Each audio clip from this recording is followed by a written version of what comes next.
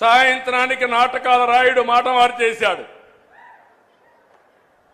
తండ్రి లేని బిడ్డను ఉన్న పెద్ద దిక్కుపోయాడని.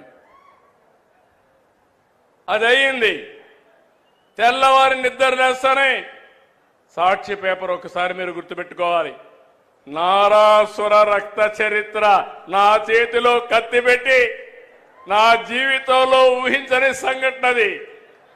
నేను రాజకీయం చేస్తాను కానీ రౌడీల గుండెల్లో రైళ్లు పరిగెత్తిస్తాను కానీ సంఘ విద్రోహ శక్తులను అణిచివేస్తాను కానీ ప్రాణానికి కూడా లెక్క పెట్టుకోను కానీ నేను నేరాలు చెయ్యబోనని మీ అందరికీ హామీ ఇస్తున్నా.